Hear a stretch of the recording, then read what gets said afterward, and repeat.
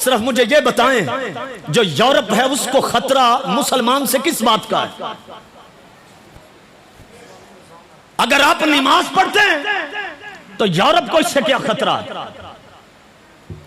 अगर आप रोजा रखते हैं जुमेरात और सोमवार का, बल्कि व्हाइट हाउस के अंदर भी रोजे अफ्तार करवाए हैं बाराक ओबामा के जमाने में, उनको रोजे से तो खतरा ही कोई नहीं।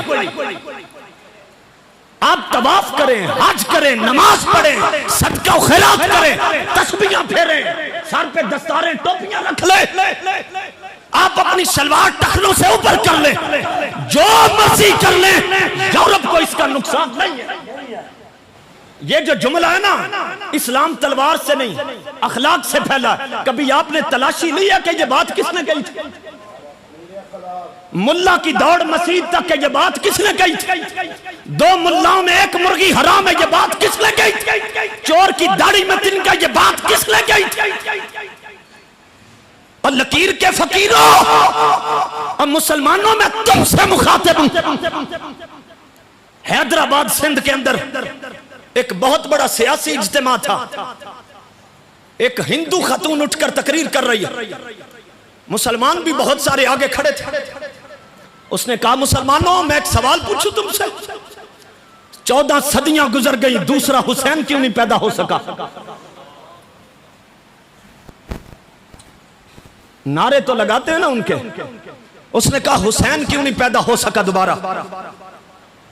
इतना पूछने की देर थी, पूरे मजमे को जैसे सांप सूंघ गया, गर्दनें झुक गई। उसने कहा, ये शर्मिंदे हुए। उसने दोबारा यही सवाल किया। वो फिर खामोशी देखी, फिर तीसरी मर्तबा। तो मजमे के अंदर एक बुजुर्ग बैठे थे, सफेद दाढ़ी वाले, खड़े हो गए, मुसलमान थे। कहने लगे, बच्चे तेरे सवाल का जवाब है मेरे पास। उसने कहा, वो कैसे? उसने कहा, हुसैन पैदा हो सकता था, अफसोस ये है दूसरी फातिमा ही नहीं पैदा हो सकी। मैं जब फातिमा बन जाए तो मैदाने करबला में जाकर बेटे कट जाए, उनके सर कट जाए तो नेज़ों के ऊपर भी कुरान पढ़ते दिखाई देते। इकबाल कहता है, जिंदा हक का ज़ुक़ुव्वते शब्बीरियत, बातिल आखिर दागे हसरत मीरियत। क़यामत तक हक जिंदा है तो हुसैन की वजह से है, बातिल शर्मिंदा है तो यजीद की वजह से है।